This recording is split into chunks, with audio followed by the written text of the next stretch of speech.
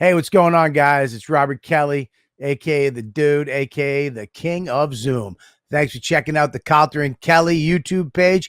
We hope you like what we're putting up there. Make sure you go to patreon.com/Robert Kelly and sign up over there, because every week we put a show, an extra show. Friday show, only Patreon. And we also have the JO party on Saturday night, only Patreon. That means you, all the fans, get to come into a Zoom and hang out with us and all the other ladybugs. And it's a blast. So we also let you watch all the shows live.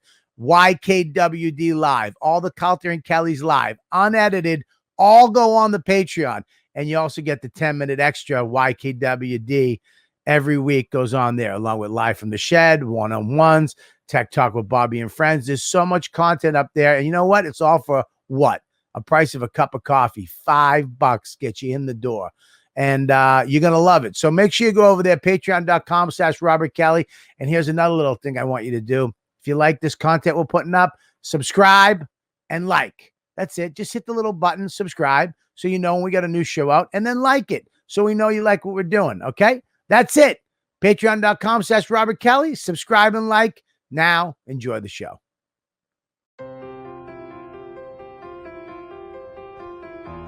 Are you ready to downsize? At Tiny Homes of Maine, our team works together to design and construct any custom mobile space unique to you, all while working within your budget. Contact us today at tinyhomesofmaine.com. We're committed to you. They're number one best friends, almost 1,000 pounds of money. They're here to entertain you, not because Bobby needs the money. In this place you'll laugh right down from your belly.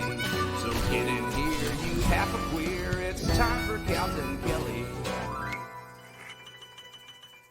That's for you. Hello, everybody. Hello, Rich Voss. Hello, Mike. While Bobby Kelly suns his white, pale belly on the beaches of Aruba, the two of us are stuck here doing this. You think people think when they see him it's a sand dune? So you could have went whale and tried to push him back in the water, but sand dune, that's funny. Yeah, because, well, have you ever, I have so much anxiety. You ever, just run minute by minute, do what you have to do in life to get to the next thing, and you're running so close, I was doing a podcast. I did a podcast at 5. Okay. And it was 20 to 5. I go, let me work out my arms, get that out of the way. So for 15 minutes, I did arms. At 6 o'clock, I'm doing Anthony's podcast. Then I get a call during the podcast.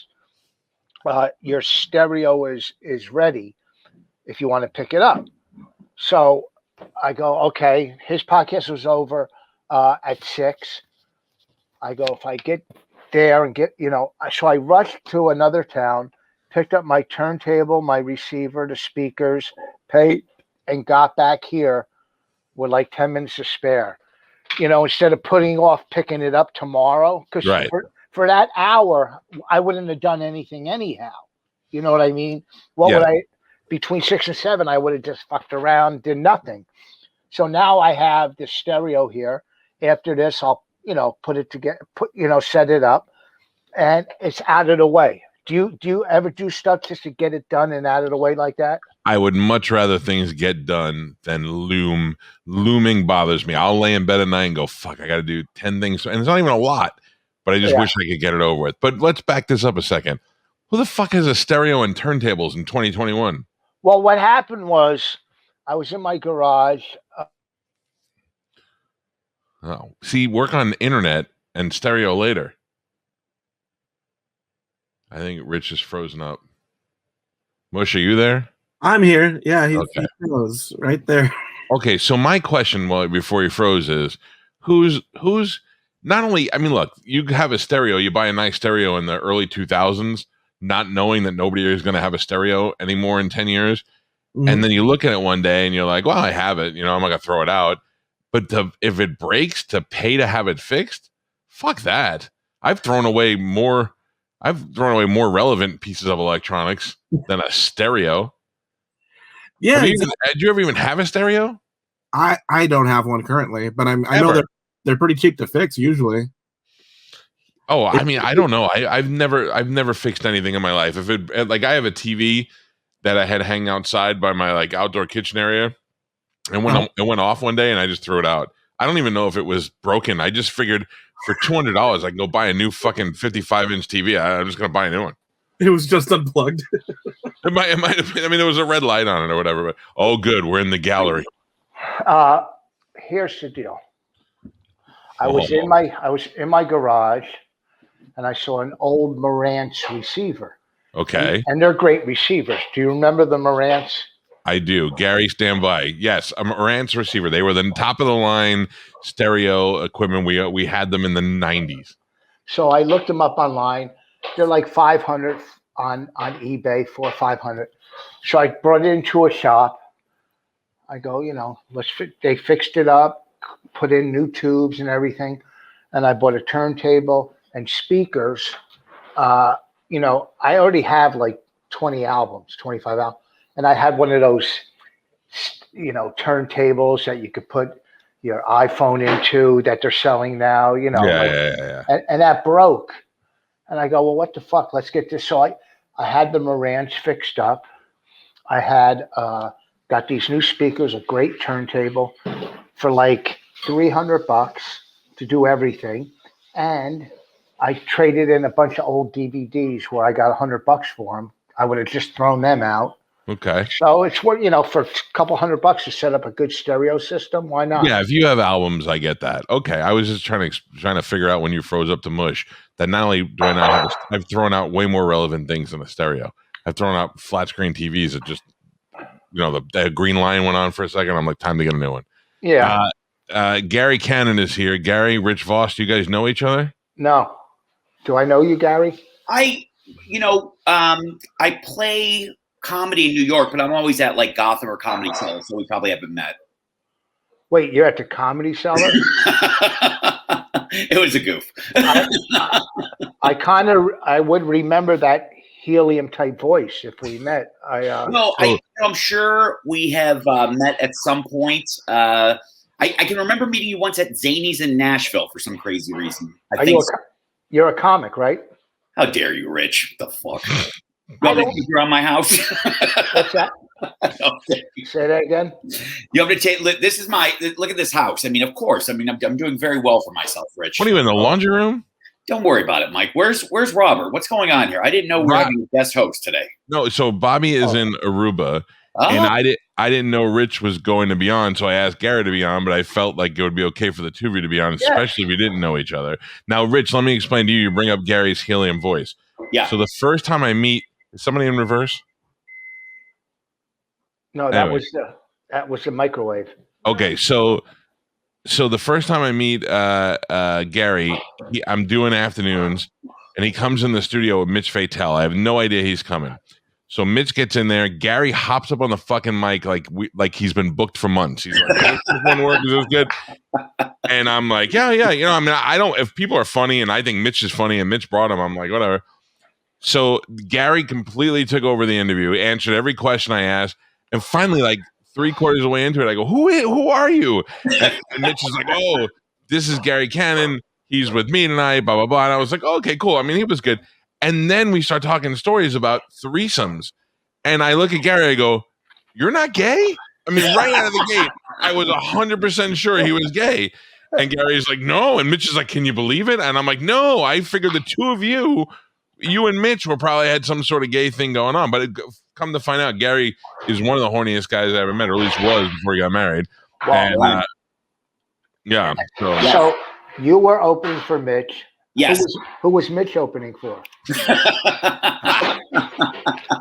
And by the way, listen, you did what you had to do to work at those Funny Bones in Toledo. I mean, obviously that was the thing you did with Mitch. I remember, Mike, I hopped up on the stool. I'm like, "Hey, where are my earphones? And you guys were like, what's going on here?" Like, I've thrown comedy club owners the fuck out of the studio, and I'm like, "Get the fuck out." I don't know. But this guy was so like, "I belong here." I'm like, "All right, let's fucking roll the dice." That's great. I remember the first time I was supposed to do radio. I was doing some show with Jim Brewer, and he brought me in, or the promoter brought us both in to do like this big Rocky Allen and whoever the other person was. Rocky Allen on PLJ? Yeah, when he was on PLJ. You know who the other person was? Was Craig Carton. Oh, who's that? Oh, was he the guy that went to jail? Yes. For gambling, right? For gambling. He used to be Rocky Allen's guy, and he was way funnier. So, and they bring me, I go all the way to New York. I don't have any credits or anything, I don't think. Maybe I never did radio. And I get there, and they wouldn't let me come in studio. I was and then I did like Rocky Allen when he was in Detroit. You know, it was like 1,000 pounds or something, right? Yeah. Yeah. Well, I don't understand that. Like, if Brewer thought it was smart to bring you, like, so if Gary would have sucked, it would have been fine for me, because then I could have just shit on Gary while he was there. You know what I mean? Yeah. Gary ended up being great, and then years later, I was good friends with Ralphie May, and Ralphie's like, I'm bringing Cannon with me. I'm like, I know Cannon. He's like, fuck Cannon, and then the whole thing was eat a dick, Cannon. Right. But Gary was great, and he came on some cruises with us, and we've been friends. He's friends with my brother. We've been friends for years now. Gary, have you know who I am? You've heard of me, right? Of course. By the way, I was just busting your balls at the top, but we were talking about you, Rich, with Steve Byrne, and I think it was Brian Callen, and everybody was saying how, because I said, I don't think I've ever met Rich other than like one time quickly, and they were all saying how nice you were. I've only I knew you from like Last Comic Standing and all that other stuff, but I don't think we've ever like worked on a full show together. I just wanted to hear you say you knew me. I didn't need all that. It didn't even matter what else was after that. No, By the way, Ralphie and I have a funny radio station story. It wasn't my story, but Ralphie was supposed to be on a sports talk radio show in Dayton, Ohio, and he knew the guy, a guy named Mark Schlemmer, hosted this show for a long time. And Ralphie just one day just said, Cannon, I'm not going to go do it. Forget it. Don't feel like it. So then Mark calls us. Ralphie answers on his wireless in the BMW 7 Series he had. And he was like, Ralphie, you didn't make it today. And Ralphie was like, sorry, man. He's like, we went there this morning or this afternoon, and the person working your front desk wouldn't let us up.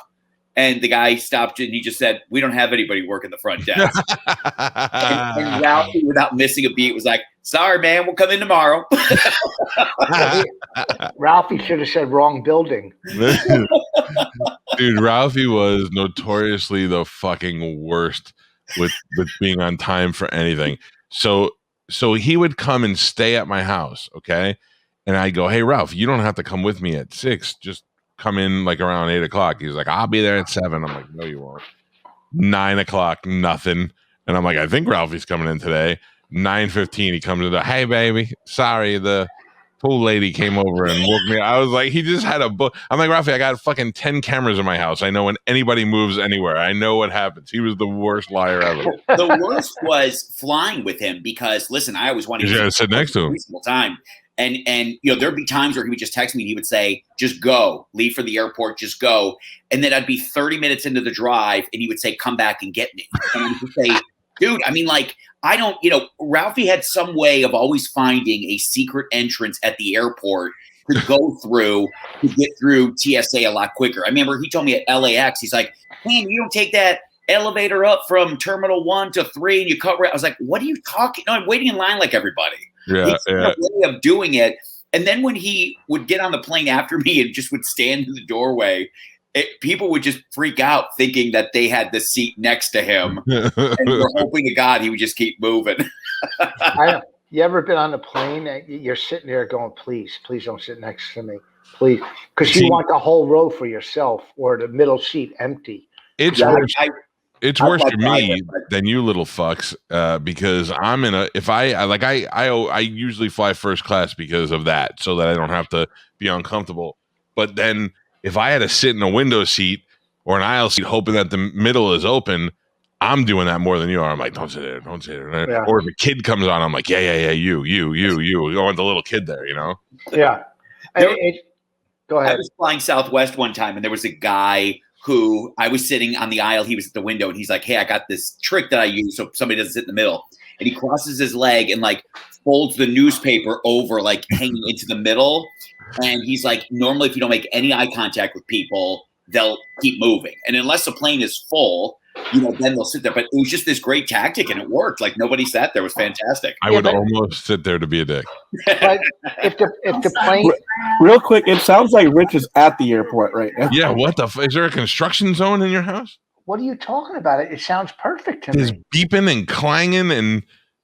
All right, let me go to my bedroom now. No, I mean you're fine. I hear it. I didn't know what was going on. Mike just said that so he can get some airtime. All right. That is also true. I just said it, so I was hoping you'd show Bonnie and be like, "No, that's Bonnie. She's cooking or something." Yeah, Bonnie was cooking, but now this is my third room I'm in. Just when you think you have it down pat, how does it sound now? Oh, good. We're in the sneaker room. Perfect. The vault. Does it sound better? Yeah, no, it's fine. It's just quiet. It sounds great. Your sound is fine. Oh, then why did he say that? I like being back out in the art gallery. Yeah, I know, but that's not. It reminds me of my old aunt Edna's house. It's better when you're not. You look hip hop with the sneakers behind you. Wait, your aunt's name was really Edna? No, I Oh. haven't. My aunt, believe it or not, name was Lena. Isn't that the dumbest name ever? No, Lena Horne. Not bad. Oh, I guess Lena Horne. I didn't think about that. Yeah. She wasn't as sexy. Rich, did you know Ralphie really well? I mean, he was one of those guys that I loved and valued so much in my life because he was so honest. Where when I first started working with him, I was a guy that was just brand new to these clubs, so I couldn't say anything, but he would walk into these clubs and just let loose because he was selling out and he had no filter. I remember we were working at the Funny Bone in Louisiana, in like Lafayette or something like that, Shreveport. And he told me going in, he's like, this guy's a scumbag, the owner, boom, boom, boom. And the guy was so proud of all the work that he put into the club. And there was a fish tank behind the stage. And the guy said to Ralphie, what do you think of the club? How does it look? And Ralphie, just brutal honesty, was like, oh, man, it looks like a piece of shit. This is a strip club, man. Look at this dump. And I'm just like laughing because, I mean, it's what every comic wanted to say. But he just was no filter. He didn't give a shit. Didn't care. Well, here's the thing in comedy clubs. I was good friends with Ralph. I mean, we lived together for a month on Last Comic, and I went to his wedding. Whenever I was in LA, we'd go out to eat and stuff. He would order probably $500 worth of sushi. Yes. I mean, just across the whole table of sushi, and that was for me paradise because I'll eat sushi till I fall over. You're never full. You're never full. What's that place we go to all the time, Gary? Katana. But did you notice? I don't know if you ever noticed this with Ralphie, and I noticed this many times. He would order a lot, but wouldn't eat a lot, and maybe he just didn't want to in front of you. Because one time we were working in Dallas, and he said, "Come to my hotel, and we'll go leave, and we'll go grab lunch." And I got to the hotel, and he had ordered a ton of food, and I said, "Oh, great! Well, we're just staying here, right, and having lunch here." He's like, "Oh, no, man, these are the appetizers." And it was like a full-on, like, chicken strips, so I think he just didn't like the idea of eating in public for some, I don't know. He was just, Mike, did you ever see him, like, really gnaw out? I never really did. No, but I think it's because Ralphie had the stomach surgery, so I don't think he could eat so much at one time, because I'd seen Ralphie eat, slow down and look really nauseous, chill out for a little while, and then eat again. So I think that was his deal. He was definitely, he had the surgery so he could eat less, but he was still ordering as much and trying to eat it. And I think that was probably what his deal was. That's also why he would eat again, because he wouldn't be able to get that much down, so he'd want to eat again later. I mean, everybody has some kind of addiction or something or whatever, food, gambling, drugs, sex, not cleaning the room that they're doing a podcast in, whatever the fuck it is. Okay. Doing a podcast in a laundry room. Are you still married? Yeah. Uh-huh. We met at a comedy club. What's his name? Tom or Frank? What's his name? Gary, she's not around, is she? No. Okay, I just don't want to talk about sex things, or if she's like standing in the other room. No. I have before he was with her, before he was married, he is quite the horn dog. I mean, I have visual confirmation that he is not gay. I can't say that about too many people. Well, I mean, years ago I was working in Indianapolis, and some girl, she was a 10. We didn't do anything, but all of a sudden she sent me this videotape, VHS, of her doing things with her, just crazy. And I was telling Mitch Fattil about it. He goes, "Please, can I see it?" And this before, and I gave it to Mitch. He goes, "This is the best tape I've ever seen in my life." He never gave it back.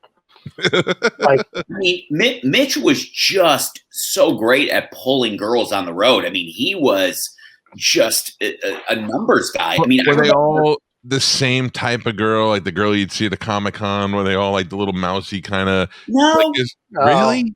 No, not really. I mean, there was a time when we were working together and we were just both of us so desperate to get laid. And we were just waiting for these girls to come out because Mitch was doing the signings with his CD.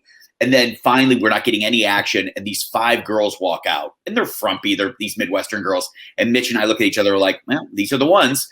They walked right by us, not caring 2 shits. And it was so funny, like, they blew us off. It was the greatest thing of like, oh, no. We were just on stage, ladies. This is what's going to happen. And they couldn't have walked by with more disgust any quicker. It was so fun. But Mitch was great. I try to find this sketch online. I can't find it. It was from SNL. It was Tom Hanks, Evan Neal, and who's the guy, the liar? He's a comic. He goes, oh, that's Chris the ticket. No, that's from Saturday Night Live. That's the ticket. It was John Lovitz. Okay, so this sketch was Lovitz, Tom Hanks, and Kevin Nealon standing on the corner as girls were walking by. Yeah, I remember. She didn't even know I'm alive. Do you remember that sketch? Yeah. It was so funny, and I can't find it anywhere online. Mike, if you could find it, send it to me. And that's how it was in the comedy clubs. They would just walk by, and there was an old joke, a comedy joke, like a girl would come up to you after the show. Like, here's the difference between a rock star and a comic. They would come up to a rock star after the show, go, "You were the greatest. I want to sleep with you, blow you, fuck you, da da da." Then they, after a comic show, they come up, "You were so funny. You were great. Meet my husband." That was the difference.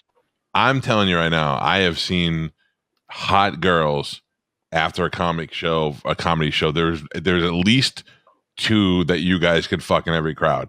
And I say this because I've been friends with so many comics, and afterwards I'll go say, and I always see that one lurking in the corner, waiting until she gets her alone time. And I'm talking about from Mitch to Gary Goldman to Ralphie. There's always a chick in the crowd who's there to fuck you that night.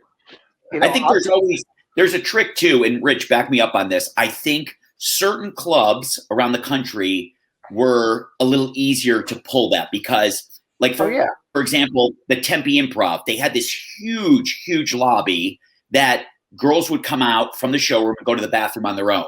So if you're just hanging out there and then they see you, there's this connection of like, hey, what's going on? What are you doing after the show? They're by themselves. The minute that they're all together in a pack, or the minute they want you to leave the club and go to another bar, that's when it's dead in the water. I mean, you got to stay there or you're screwed, because then you're just another idiot at the bar waiting 5 deep for a vodka soda or whatever. But you got to stay at the bar. You got to stay in the club.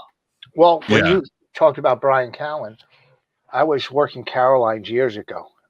I was single. I was opening for Brian, and after I get off stage, this girl came up to me. She was a 10.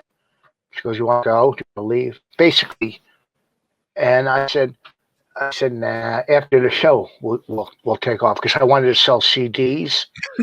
So I swear to God, I'm selling CDs, and she comes walking by with Brian Callen and walks right past me up the stairs and out the door.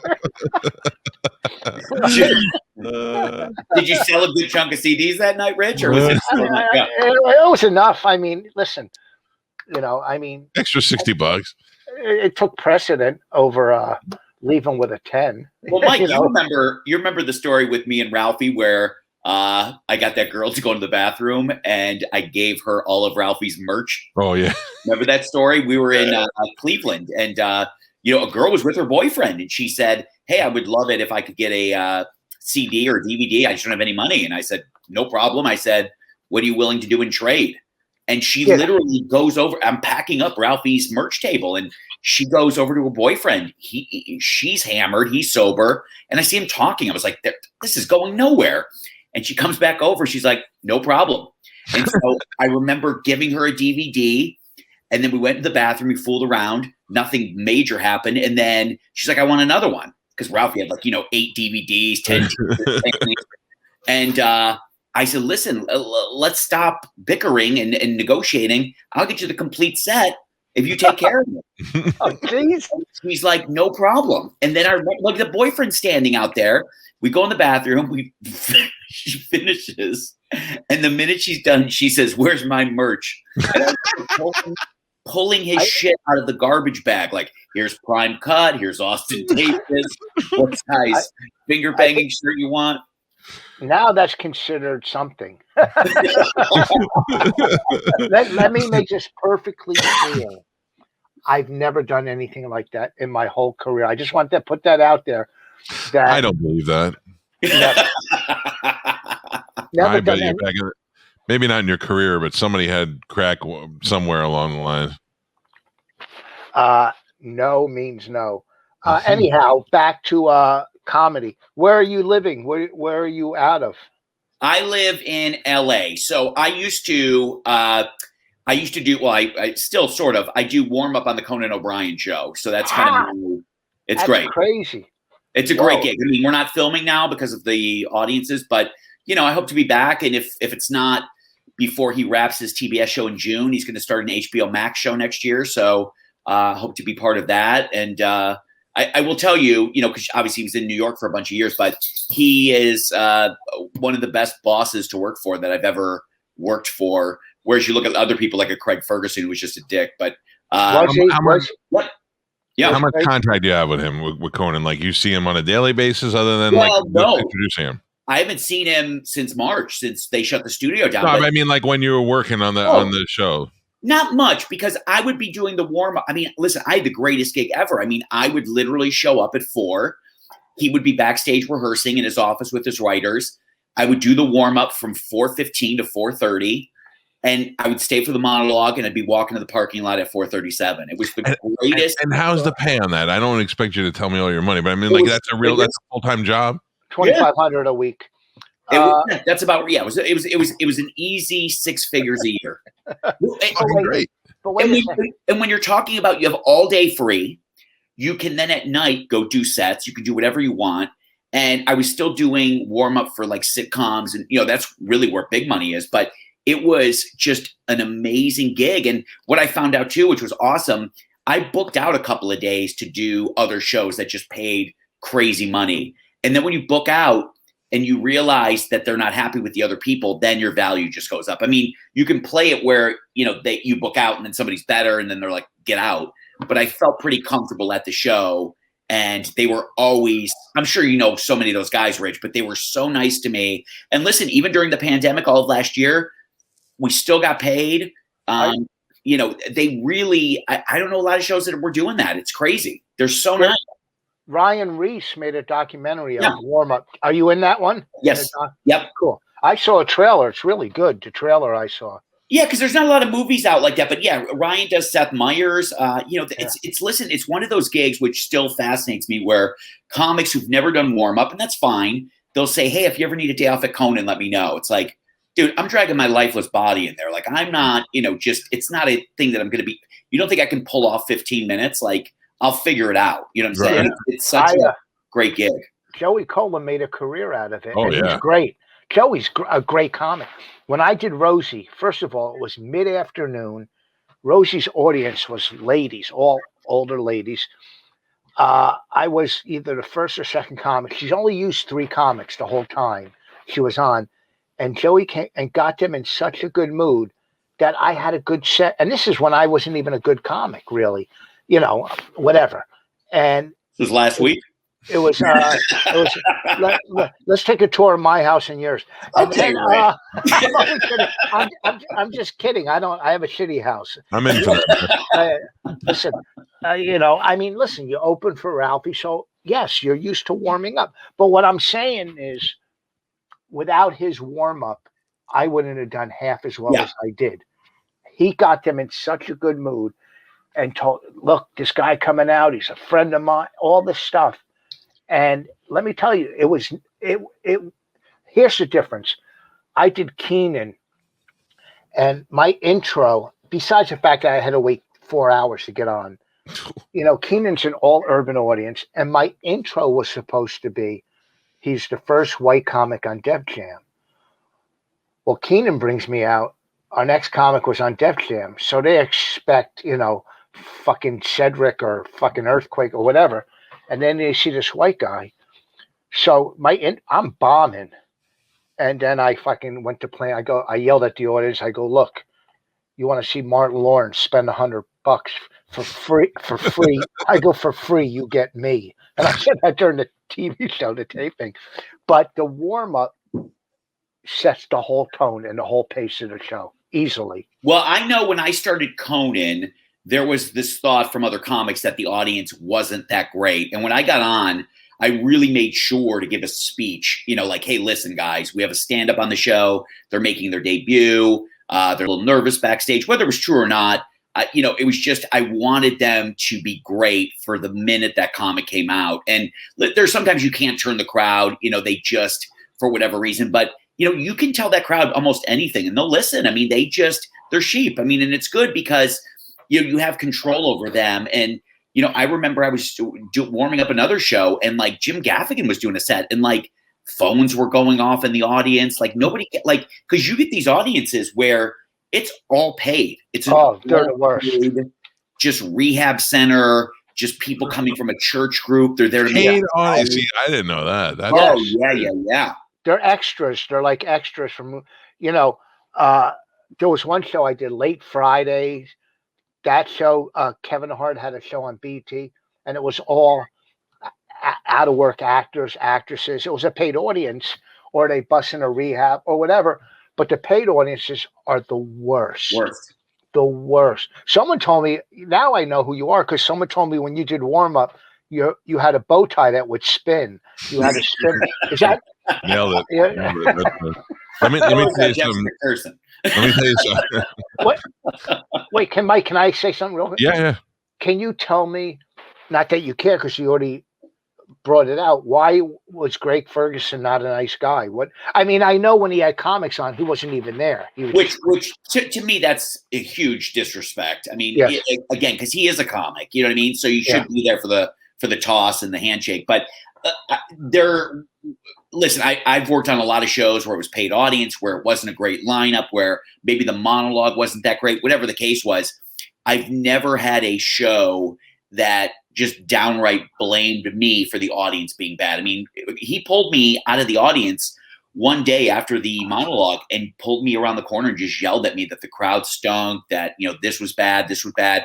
And when you're shaken up that bad and you have to then go back and approach the audience and be like, hey guys, you're awesome, but we just need a little more. It's embarrassing. And the whole time you're like, well, obviously it wasn't the lousy monologue. It wasn't the fact that, our first guest was, Billy Eichner or whatever the case is. I'm just throwing that name out, but like, it wasn't that. It's never the writers. They never throw blame on the writers because the monologue was obviously perfect. They're going to blame you. And it's the rule of warm up is if the crowd's great, they were great. If the crowd was shitty, it's the warm up guy. That's always the rule. Fucking ridiculous.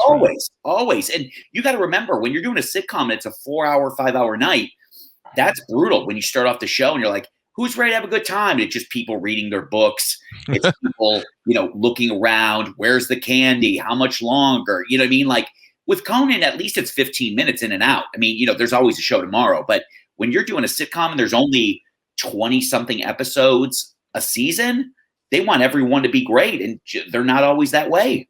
Yeah, you also did Sullivan and Son. Yeah, I was there. Which is crazy because Sullivan and Son, Steve Byrne, obviously, that was just an amazing kind of just entry into the world of sitcoms because, Mike, you remember those shows took forever to film. That's what I was going to say. If I was in the audience, I would have left halfway through. So yeah, some of the cast was. So when I was there, just trying to fill time because you're doing the rehearsal during the day, then the show's 5 hours, and you're just pulling shit out of your ass because you're like, I don't know how to keep these people going anymore. I'm out of gift cards. I'm out of T-shirts. I'm out of everything. The only good news was Steve was such a pro and didn't care that if by 10 o'clock people started to leave, he was okay. You know what I mean? But then that gets you ready for these other shows that are 3 hours. They have a rabid fan base. You go do like a show like Will and Grace. You're like, holy shit, this is you could be there for 6 hours. Nobody cares. They're just happy to be there. No. But once you already had them on this, you're not showing the audience. So it's basically, how's the difference between them and a soundtrack, of them laughing anyhow? You know what I mean? For the actors, obviously. It's like, they and that's why I think it's, for anybody who says, oh, I don't think audiences will come back. They have to. I mean, I can't see these late night shows continuing to do Zoom interviews, continuing to do, I was working at Dr. Phil and I was doing warm up to TV screens. Like, that's brutal. You know what I mean? Like, all those shows that are doing these virtual monitor audiences are horrible. I mean, I don't know who they're trying to kid, but they're bad. I heard Dr. Phil wasn't the easiest guy to work with. Nah, I literally quit the show because him and that whole team were huge pains in the ass. I got that gig in September when things were slow and was delighted. During the pandemic? Yep. Okay. Just last season. And I was signed on, and 2 weeks in, I'm like, this is bullshit. And I actually reported them to SAG-AFTRA because not only was it just a ridiculous job, but they weren't paying enough. They weren't going through the union to pay people. The job originally was doing 10 minutes and you'd be done. I'd be out there for 25 minutes. Not that that's an issue, but it's one thing to be doing 25 minutes and they appreciate it, but it's another thing to be doing 25 minutes, them not paying you for that, and them complaining about the warm-up. So wait, were you doing that on Zoom or you were doing it live? Yeah, so he had a virtual audience. So you're just out there doing TV monitors. And, again. Oh, my God, how hard is that to do? You want to talk about one further? I'm wearing a mask or a face shield. Holy shit. So you're on stage in front of these monitors. In order to connect with a crowd, you need to see them. They need to see you. So I remember doing a joke. I would say to the audience, who wants free stuff? And they'd all start applauding. I was like, oh, you should have sat in on a Zoom for Ellen.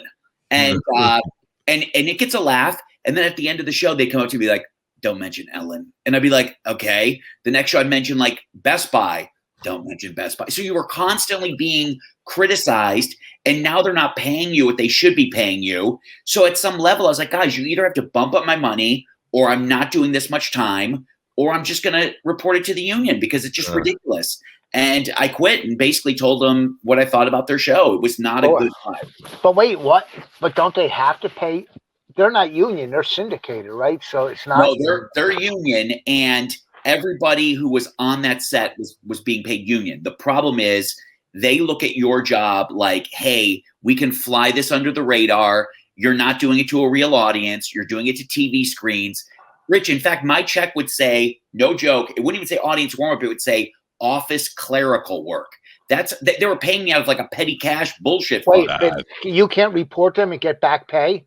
I did. Yep. Oh. I got back pay.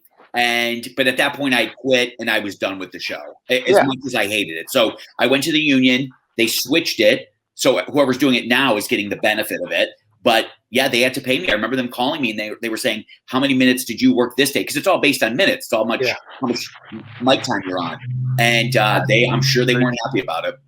Now, oh shit, my mic, is it plugged in? Yeah, we can hear you. Now, listen, one of the I think at some point in my career, like after I'm done with the radio, I'll write a couple of like a TV show or a movie script or something. That's what I want to do next.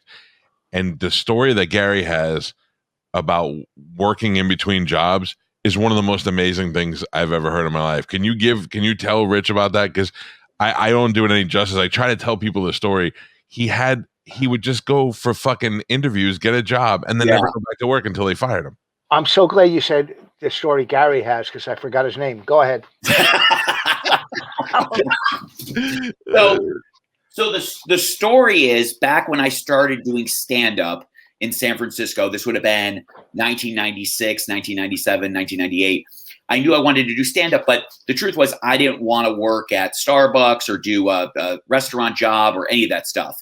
But I had a lot of kind of corporate sales job experience over the years from before. I just had that. So what I did was I put together a resume and I started working at this company. It was called Icon Office Solutions. It was a copier company.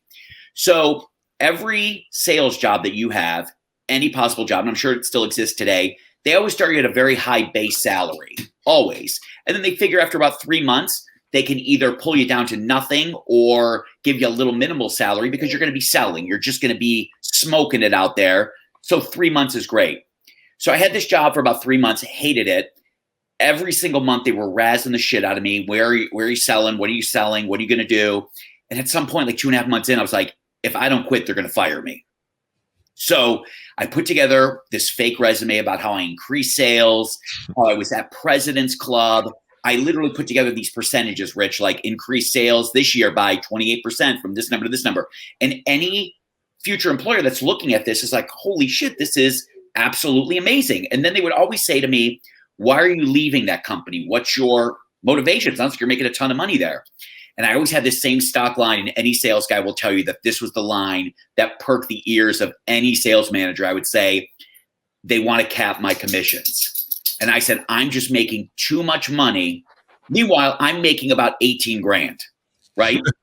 I said they would cap my commissions, so I want to come here. And every single new employer would say, you're not going to see that here.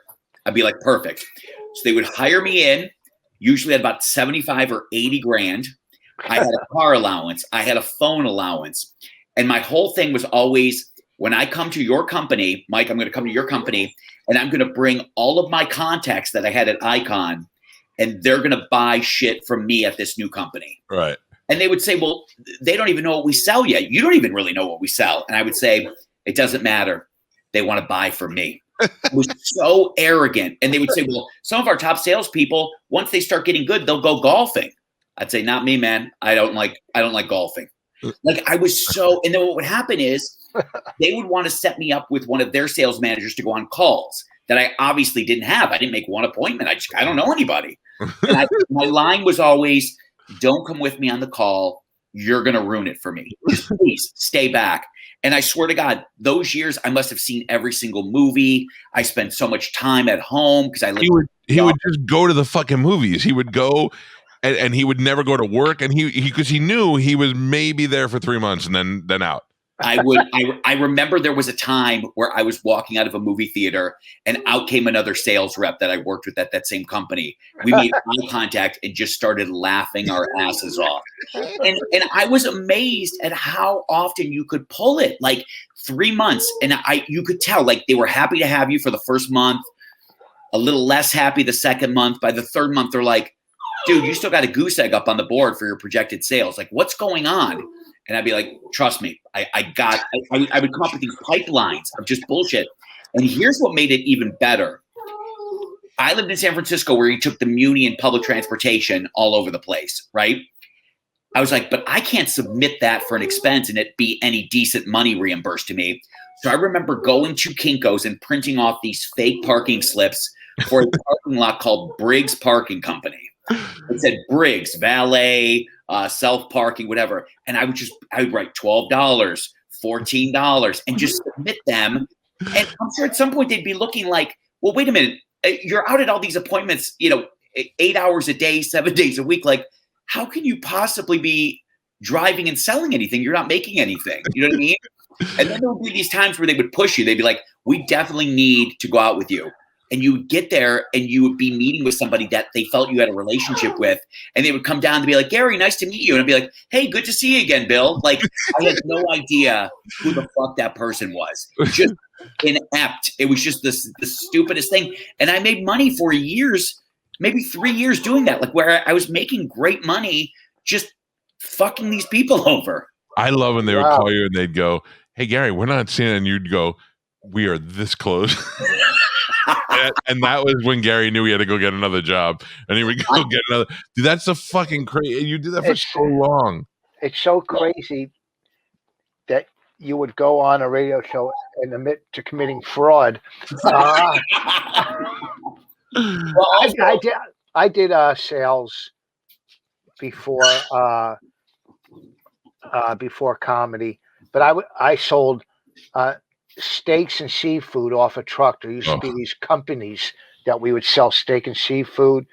And one week I was the number one salesperson, and then next thing you know, I'm just eating up all the product.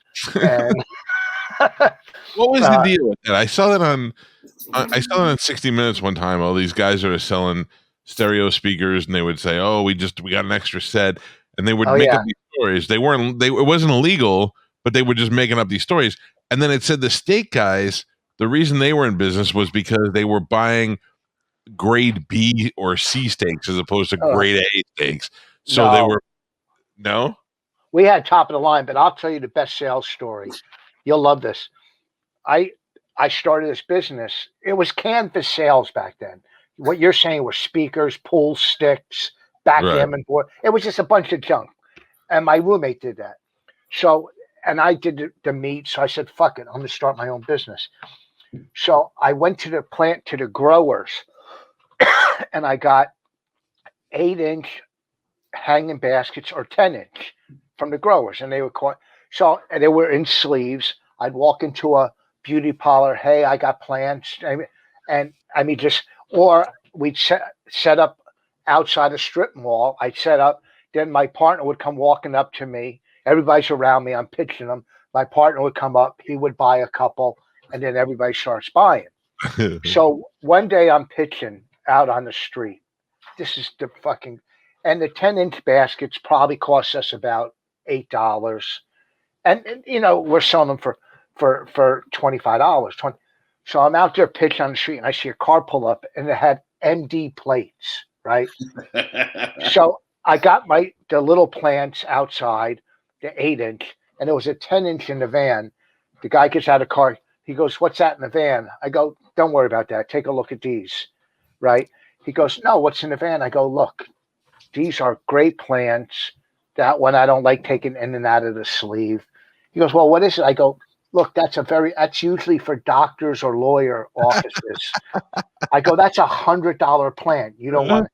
He goes, "No." I sold it to this fucking mooch for $100 because I saw his empty plates, and his ego was his ego. We used to sell. I made 100, but then in August, the vans I was renting, and I had people working for me, and I made $1 off of every plant they sold. Right. The only problem is I never paid the grower because I was on drugs. I had the grower back to like 2000.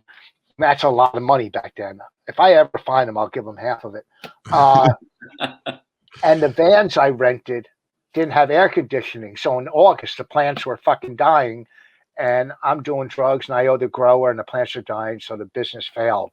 But canvas sales back then, everybody was doing, like you said, the pool sticks, the speakers, whatever scam, you know. I lived in Miami, and I used to see every day somebody would be like, "Hey, you like speakers?" I go, "Stop. I already know the fucking story." I know. It's such a, you know. When I lived in Miami, before I got in radio, I used to work at this company that sold like diving equipment and bathing suits and stuff all through a catalog. And I would just take the phone orders. And I worked by myself from like 6 a.m. till 9 when everybody came in, because it was a 24-hour call center, you know? So I'd worked from like 6 a.m. till 3 p.m. And the guy who owned the company was a complete cunt. And on Mondays we got paid for some reason. And I'd work this whole fucking day, and I go to get my paycheck, and they're like, "Oh, Bill has your paycheck." And I go, "Well, where the fuck is Bill?" And they're like, "He's golfing." I go, "Well, call him and tell him I need my fucking paycheck." And they called him one day, and he goes, "Tell him to come to the fucking golf course and get it." And he hung up. And I was like, "Oh, that's how it's going to be, Bill, huh?" So they had a policy when somebody returned something and wanted, at the time, this was, you could pay for things with cash too. If they returned something, they had to call 3 times before you would send them the refund check. And there was a file cabinet with an alphabetical order, and all the checks were printed and in the file cabinet. If somebody called, you had to go mark it on the back 1, mark it on the back 2. And when they called after a couple of weeks 3 times, that's when you were like, all right, they're going to fucking sue us now. Send them their check. So this guy kept fucking me on my paycheck. He didn't want to give it to me on time. He didn't care enough to get up early to come in there. Meanwhile, I'm working. I was their best employee. So I decided I'm moving back to New York, and I fucking hate these people now. And before I left, I took a stack of refund checks that must have been about fucking 8 inches thick. I took them with me, spent all the money on envelopes and stamps, and mailed them back to everybody. And the company went out of business. Oh, gee. The company, I mean, I sent back thousands because people they'd buy these neoprene scuba suits that were like $400 each. And they'd buy 2 of them. That's $800, and they didn't fit. And then they'd send them back. And these people were like, we can't pay them back $800 right now. We have to wait because they were just month to month, you know? And I just fucking sent all of those checks back to people. And I didn't do anything wrong. I just gave them back their refund. That's why I can talk about it now. And then sure enough, afterwards, their business went right under. I sold cars, and they gave you a demo when I sold cars. And I remember quitting one place, and they called me like 2 weeks later and go, are you going to return our car? I kept their car until they threatened it, you know. Do you have to sign it out? No, it was your demo car they gave you. I had the same car the whole time. Right, but I'm saying, like, I drive a demo car now, and I drive one, and every 5,000 miles I put on, and I have to bring it in for a new one because they could still sell it like as a new car or a barely used car or whatever. But I don't sign any paperwork or anything. I just leave with the fucking car. Yeah. And I always wonder one day if they're like, give us our car, and I go, no. What are they going to do? Well, I never worked anywhere long enough to put 5,000 miles on anything. I sold Kirby vacuums. Shut up! Like in people's houses? Yeah. Did you ever steal anything from inside their house while you were there? Oh no, I never even thought of that. No, because they were right there. We're demonstrating the vacuum. Yeah, I remember driving with a sales manager, and we made a sign that said "fuck you," and we'd drive past workers and just hold up the sign, and they would give us the finger and stuff. Out there's somebody in fucking New Jersey that it's like, I told you Riz Voss tried to sell us a vacuum cleaner. It's what I used to do too. Whenever we would have like a trade show for the company I was working at, they would say, hey, listen, I need you to go there. I need you to network. I need you to grab business cards, bring them back to us so we can use them as cold sales leads. I obviously wouldn't do any of that. What I would do is I'd go around to those booths that had the fish bowls for the free lunch. Yeah. We would scoop up their business cards. I'd get in and out of there in about 20 minutes, bring them home, and then just turn those into the office. So somebody was missing a free lunch. Yeah. But there's also this arrogance about companies too, because I worked for this company that years and years ago. It was called CRL. They did like landline. I don't even know what they did. And I remember it was an inside sales job. They never wanted you to leave the office ever. And I remember one day I'm just like, I'm getting the hell out of here. And I just left. And I get back in the next day, and the manager was like, where'd you go? Like, where were you? And I said, I had a potential prospect. Somebody wanted to buy our stuff. And he said, well, you have no idea, like, you know, what CRL does yet. Like, how do you sell us? And I said, I looked at him, I was like, yeah, but this guy knows CRL. So many people know who you guys are. And he knew I was bullshitting. And I knew he was like, we looked at each other, but we couldn't say anything. We couldn't call each other out on it because it was a complete lie. Like, how can he say nobody knows who we are? Right. Yeah.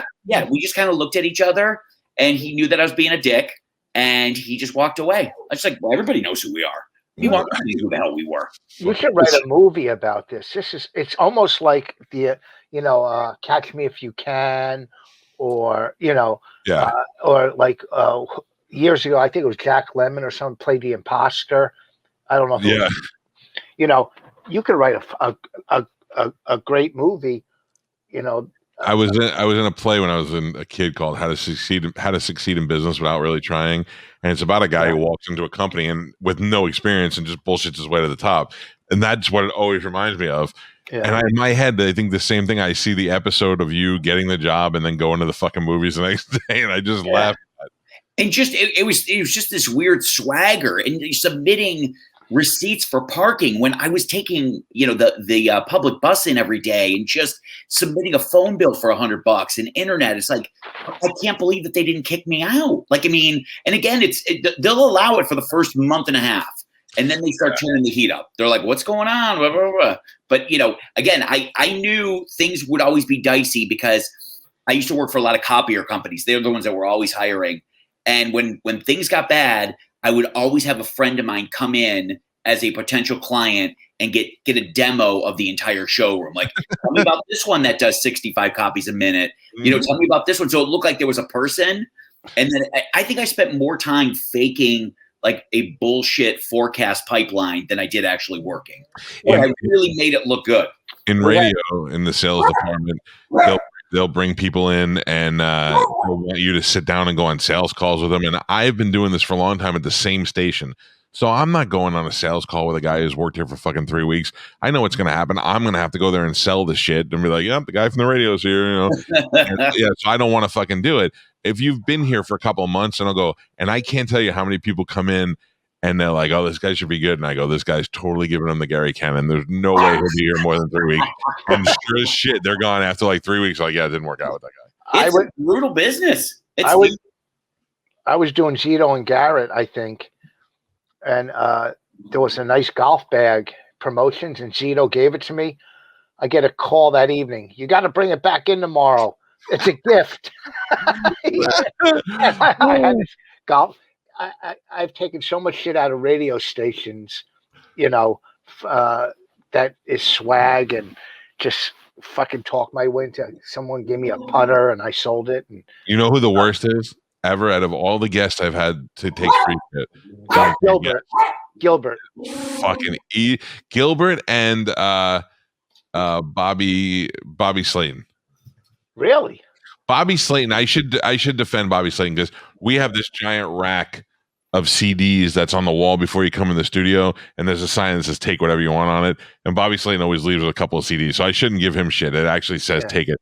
But Gilbert, not only does Gilbert one time came to me afterwards. He goes, "Hey, you know those magazines like People and Us and all that?" I go, yeah. And he goes, "Do you have any of those here?" And I go, I don't think so. And he goes, like, maybe in the lobby that I could take. And I was like, are you doing a collage? And he's like, no, just to read them.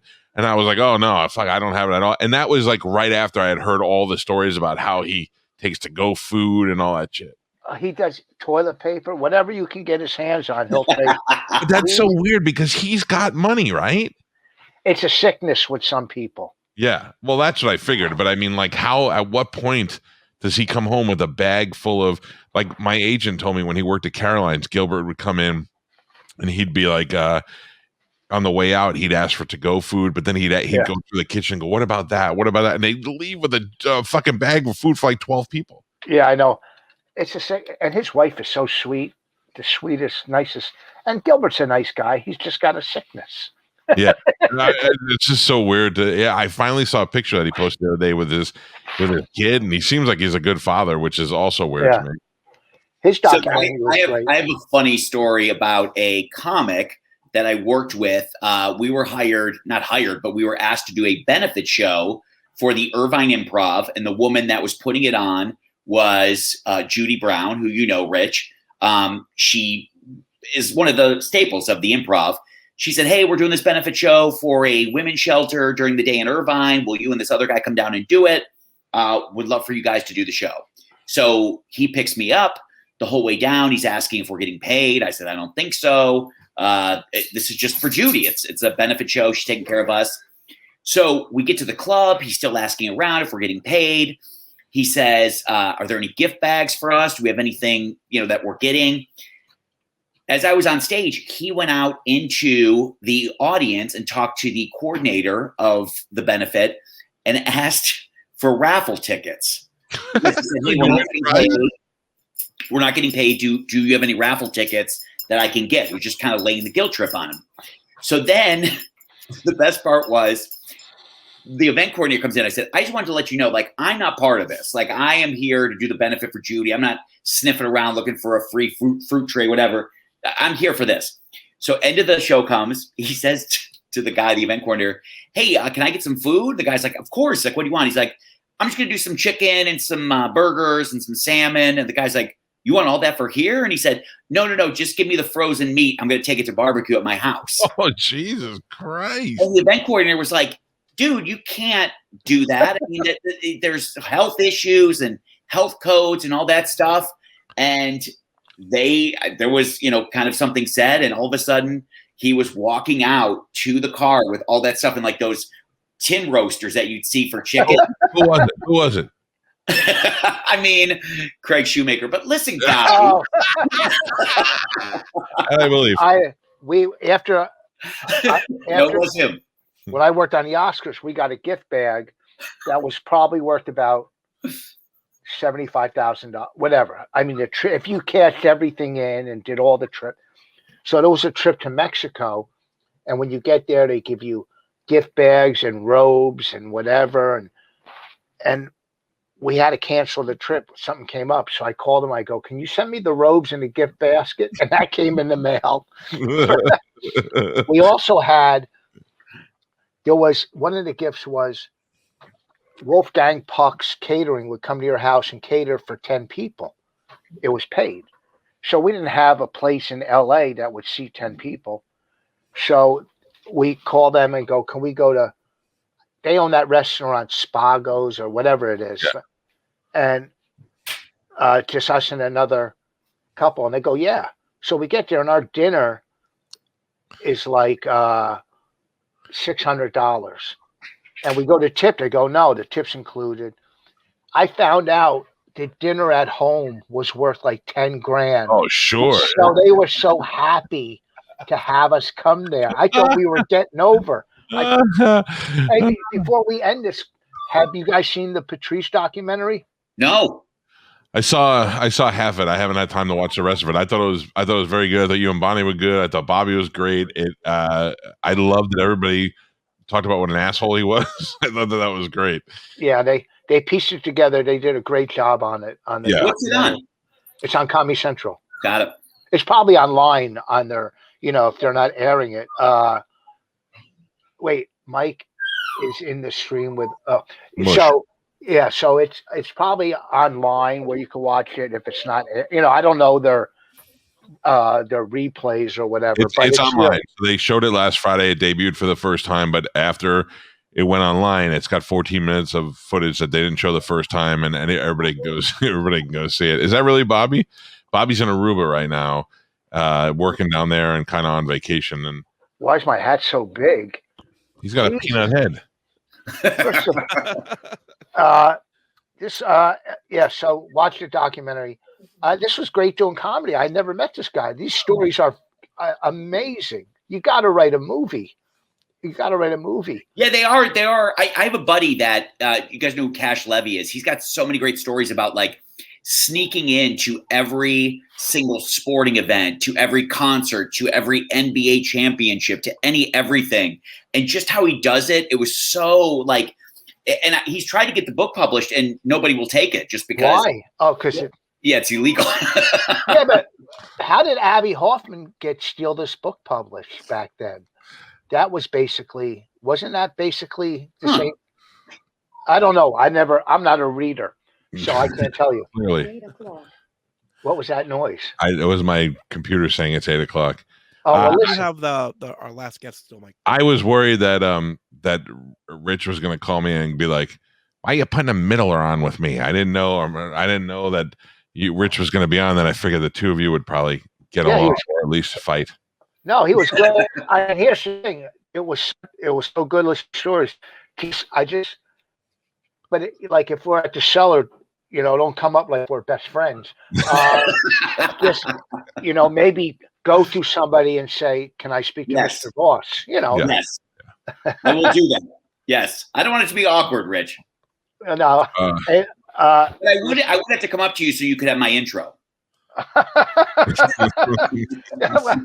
I see. There you go. This guy's there it is. He's one. He's like, that was good. Yeah, but Rich, I will tell you one thing. He's incredibly quick at insulting people. He is. I like that. And especially being friends with Ralphie for so long, he's got 101 fat jokes that he can fucking throw out like that. Every Monday or Tuesday, rather, before we leave, another comic, Joe Russell, does 5 new jokes. He writes 5 new jokes and debuts them on the show. And I'd love it if you would both stick around and listen to him so that the pressure is extra. Do not fake laugh at it. If it's not funny, let it die.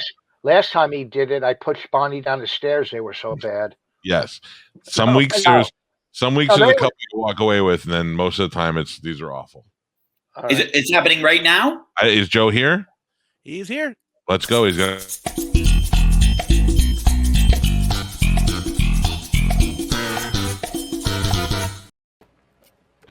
Hey, There's how's Joe it Russell. going? Oh, look at you.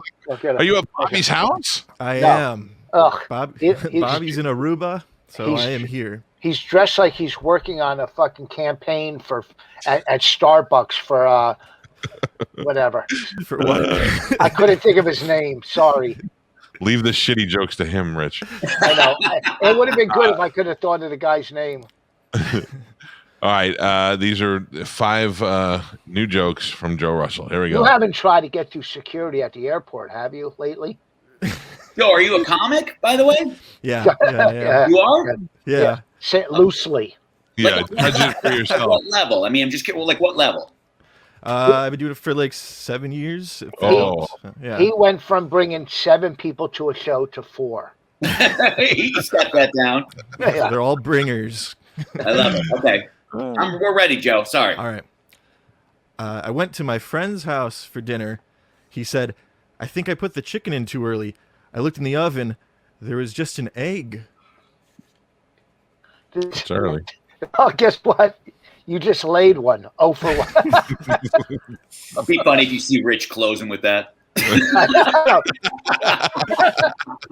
going to steal the whole act. On TV. Go ahead. Sorry. You know the phrase skeletons in the closet? Does that still apply? It's 2021. Let the skeletons be who they are. It's none of my business if they want to play xylophone on each other's rib cages. Love is love. And enough with the negative stereotypes, putting their faces on bottles of poison and pirate flags. We should even call them skeletons anymore. They prefer to be called calcified Americans. Try to make. We lost Voss. We didn't get fucking Where'd he go? Third joke, and we lost Voss. I think he couldn't wait till you finished the joke. I think he had a flight to catch on Thursday. That's fine. He went to go watch reruns of Big Bang Theory because he finds it funnier. Joe, that's okay. You can just bore us. Go ahead. That's fine. All right, 2 more guys. I thought there was 5. That was only 2. Or was that? The skeletons was a double joke. It was double joke. Okay. It was on 2 cards. Yeah. Okay. He wrote it on separate cards, even though it was. Yeah. All right. Did you know elephants came from woolly mammoths? Scientists are now saying the reason they got rid of all their hair was because they thought it made their trunks look bigger. Well, okay. That was good. Well, thanks. Yeah, I will say of the 4 so far. There we go. It's a thinking man joke. That's your favorite? Yeah. Okay, great. Hey, remember mood rings? Yes. I proposed to a girl by giving her a mood ring. It turned the color of no fucking way. Hey, fun fact: if you propose to a fat, if you propose to a fat girl, you just have to give her a mood onion ring. Oof! Should have let that part out. Yeah. Did it make you hungry? Yes. There it is. Yes. There you go. There I liked one of them. Not bad. Okay. Oh, great. Yeah. I like your. I like there, Joe. I'm selling them. I'm working on something like that, like those five jokes. I do it every week here, so. You spend a full week putting those 5 together? Well, I'll just like write one a night. It's pretty easy if you spread it out throughout the week. Okay. I thought that those were something you jotted down, like as you were waiting in the holding room. I didn't know if that was. Didn't know that those. But yeah, that one was good. Yeah. Thanks. It's a new 5 to show. This is a true story. I worked with a comic. Mike, do not ask the name. I worked with a comic in Miami at the Improv who did. It was almost like a street joke on stage, and he looks at me. He's like, "Listen, Gary, we got to do what we got to do. We're trying to stay alive on the road." And I was like, "Yeah, of course." And then I saw him do it during his special. On his special? Yeah. So it's always one of those things. It's always like, there's that joke about I went to a gas station, they gave me a hubcap with a key on it. What am I supposed to do? Shit in that thing? Like that wasn't the joke, but I was laughing because I was just like, wait a minute, now you're doing it on Showtime. It's almost people do the same thing on cruise ships. It's like they just bring out like bottom barrel stuff to keep going, and then you see them do it in the clubs. Was it Ricky Reyes? No. I'll text you the name. Can I take that hubcap joke? I'll take Craig Shoemaker for all those shitty things. That's one guy. That's one guy I've held strong and never put him on my show. And club owners will be like, "Oh, I think you'll like this guy." I go, "No, I know who the fuck he is. That's why I'm not putting him on the show." He's never been on? No fucking way. The Love Doctor? Are you fucking kidding me? Master. Love Master? Get the fuck out of here. The only thing I'd want to have him on is talk about Magic Johnson, even though that's so old now. I don't even care about that. Yes, because you know that story that he was fired midway through one of the shows. Yes, and but he's told that story so many times. Not even worth talking. Yes, about. Yeah, and that show's so old. Yeah, absolutely. His name is Love Master. He had a whole bit that he was the Love Master, and it was Is he a hypnotist? No, he's just he does a regular act, and then he does the baby. Like, yeah, that's his bit. Yeah. Oh, cool. It's the shits, man. I don't know. I admire people who come up and do their, he's made a living out of doing that, but fuck that shit. I can't. I just bothers me. I don't know why. It was just to see that visual of him walking out with that huge tin of meats and just veggies. I mean, it was the funniest thing I'd ever seen. I mean, dude, the thing is with me is, if he was like, fuck this, they're not paying us, I'm going to get some meat from these bitches, that would be funny. But I feel like he was like, no, just give me my meat. Give it to me frozen. That's fine. Like, that's fucking weird. Well, and again, the event was for, it's not like you're doing a gig for Hewlett-Packard and they're not paying you, or you're doing a gig for Nordstrom's and they're fucking you. It's a charity. It's a charity gig, right? In the day. During the day. For somebody who's taken great care of you over the years, they were more than happy to give you food. They just want you to eat it there. Is there something wrong with that? I mean, they just want you to eat it. Have it here. Speaking of food, Joe, before I forget, Bobby texted me today and said that he has steak tips in the freezer. You're welcome to them. I don't even know how I'd cook a steak tip. His grill's all snowed in. You can cook them in the frying pan, in the oven, whatever. He said dig deep. They're in the freezer. Find them, use them, eat them.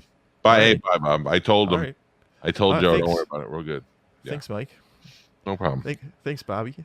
Well, Gary, it was great to catch up with you. I love Gary Cannon. Mike, love you. Gary and I have been friends for a long time, but we don't see each other very often. But do you know that for the first year that I knew Gary, he would send me the most homoerotic text every day. Like if they're not even like a joke. Like if somebody picked up my phone, they'd be like, "You fucking this guy?" They were literally like in such detail about veins in my penis, and I saved them. I saved every one of them untouched, and we went on the cruise the following year, and we give all the people that go on the cruise a goodie bag, and I was going to print them out in book form and be like Gary's love letters to Mike and give them to everybody. And I got a new phone and fucking lost them all right before the cruise. I thought that would have been the greatest thing ever. I think that first cruise, I mean, they've all been a blast. That first one we did was great. I remember the year that Ralphie got sick and he was in like the little ER down there. And he said to me, he's like, "Hey, how much did you lose at the casino?" Or what? And he said, "Hand me my pants." And he literally handed me like a couple grand to go pay off my bill. I mean, that was just, he was the most generous guy. He really was. Ralphie May was in a suite next to mine. We were on this boat and we had these giant suites in the front of the boat. Our balconies open up to the front like Titanic. It was the best shit ever. And I wake up one day and I go to knock on Ralphie's door and he's not answering. And I always worry that Ralphie's dead if I'm knocking on his door and he doesn't answer. So I grab the room attendant and I go, "Hey, let me in this guy's room." And he goes, "Oh, Mr. Ralph?" I go, "Yeah." He goes, "He went down to the hospital." I went, "What?" And they're like, in the middle of the night, he didn't feel good. He went to the hospital. So I go down to the hospital and he's got fucking wires in his nose and all this stuff. And he had pneumonia. And he knew when he went on the ship, he had walking pneumonia and he just got worse as it went on. And he was like, "I wasn't feeling good last night." He goes, "I need you to do me a favor." I say, he goes, "Go to my room and just gather up all my stuff and put it in a bag and bring it down here. They're going to get me off the ship first." I was like, "No problem." So me and my producer went to the room and that motherfucker had thousands of dollars in cash stuffed in every pocket. Like if he had a bag that had a big side pocket, he would take money and just throw it in there. And then inside there's like a smaller pocket, there was money in there. I went back to his room and I go, "You're lucky I love you." And he goes, "Why?" I go, "You have to have like $40,000 in fucking cash in there that you don't even really know how much is there. I could have robbed your blind." He's like, "I don't give a fuck, keep it." Well, Mike, one better. When we used to sell merch on the road, there was never any tracking system of what he was selling. I mean, you have guys that go with other artists that are just like, okay, we sold 8 larges, 2 smalls. Like it was just coming in nonstop. And then you hand Ralphie just this enormous amount of cash. And I remember the running joke with Ralphie was, he'd be like, "Cannon, where's my money? How much did we make?" And I said, "Bad news, boss. We actually had 4 returns. So you owe me 60. He's like, "Cannon, F you." Yeah, my favorite thing would be, "Eat a dick, Cannon." We added 18 shows. Yeah. Oh, whenever I talk to Gary, he'd be like, "Are you coming to see Ralphie in Vegas?" I go, "Yeah." And he'd like, "Cannon, we sold out. We had to add 12 shows on Saturday and 13 shows on Sunday, dude." Fucking great. I remember, Mike, that one of my favorite memories was when we were in Toledo and there was this the comedy club was connected to a music venue, and the music venue was so loud it was bleeding into the comedy show, and there was nobody at the music venue. And I just remember Ralphie going out there and giving the guys $300 to just quit, because like he just didn't, and that was just the beauty. It's just like he just didn't, it was always just so, but the way he did it was so nice and pleasant, and you couldn't be upset with him. He was just such a good sport about it. Ralphie told me one time he had a house in the Hollywood Hills, and he was like, "We're in Tennessee." He's like, "Stay at my house. Stay at my house." I'm like, "No, I'm not gonna stay here." He goes, "We're not there. Stay at my house." I was like, "All right." So I get into LA, and I got into LA during riots, not the race riots, but there were guys just running through downtown, breaking windows and shit. So it was already high tension. So I take a cab, and you're really winding up the hill to get to Ralphie's. I mean, his street was so narrow that you couldn't even make a U-turn at the end. And I get there, and the cab driver's like, "You good?" I'm like, "I'm good, thank you." He's like, "All right." So I go to the door, I punch in the code to get in, nothing. Punch it in, look at my phone, punch it in. I'm like, now the sun just drops in California like this. Like in a minute, it's just fucking dark. So now it's dark. I'm standing up there with a rolling suitcase. I have no anybody else, and I can't get in the place. And I go to call, and there is zero cell phone service there whatsoever. I can't even walk down the hill because I'm literally 3 miles wound up. I don't know how the fuck I got there. I didn't know what to do. It was the first time I ever panicked because I hear coyotes in the background. Now there's riots happening downtown. So I go over to Ralphie's neighbor, and I could hear them in there talking, and I ring the doorbell, which probably has never happened to them before. Right. And the guy comes over. I see the shadow in the kitchen window, and he's like, "Yes." I go, "Hi, my name is Mike. I'm friends with Ralphie and Lana. I'm supposed to stay at their place. They're not here, and I can't get in, and there's no cell phone service. Can I use your phone to call them?" And he goes, "Okay. Will you do me a favor?" I go, "Okay." And he goes, "Just stick your face by the window so I can see what you look like." And I go, and he goes, "Okay." Yeah. He was like, pretty much, he was like, "I want to make sure you're not black." And then he came over and he opened the door and he let me use their house phone. And Lana's like, "Yeah, I had a fight with Ralphie and I changed the code and I never told him what the new code was. And he never told me you were coming to the house. So I'm sorry." I was like, "Holy shit." But anyway, I stayed at his house and it was great because I was going out and fucking partying and drinking and then going back to this giant house in the Hollywood Hills by myself, driving his convertible BMW around town. And Ralphie's like, "Sleep in my bed, stay in my bed, just do the whole thing." And I was like, "All right, cool." He's like, "I got a gun next to the bed." I'm like, "All right, so I got a gun." I'm fucking, dude, all I did was watch porn and jerk off in his bed the entire time I was there.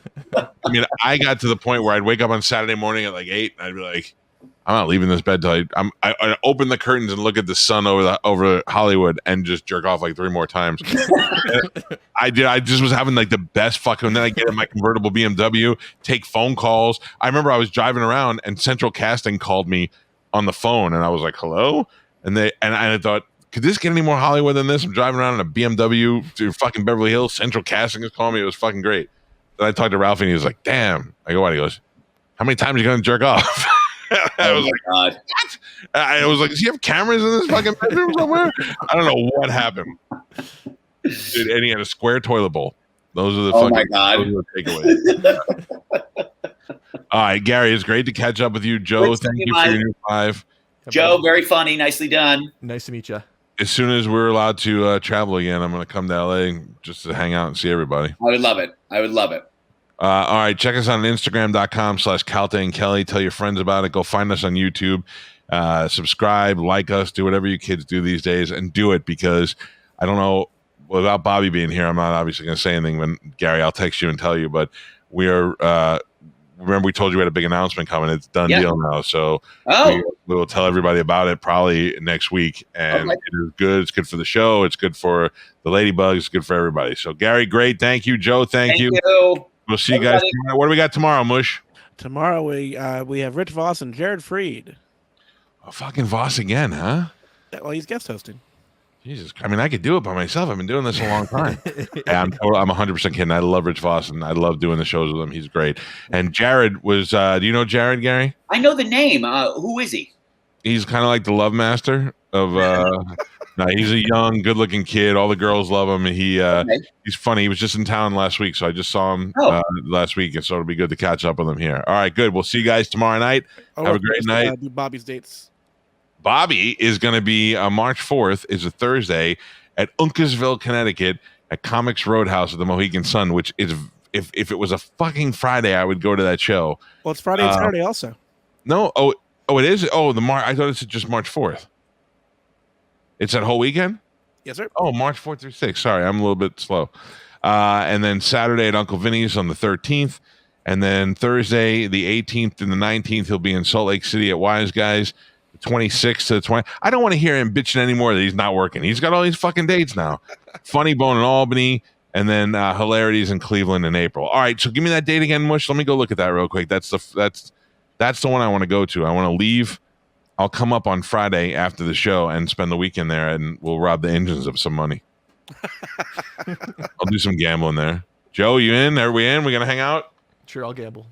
Don't forget, they have Bobby there because he's 75% Native American. They're gonna put that on the big LCD screen outside of the casino. Yeah, that gets them fired watching. Joe, Mush, as Bobby would say, I like you a lot. All right. Gary, good seeing you. Bye, guys. Bye, everybody. Bye, Ladybugs. See ya. Thanks, Mush.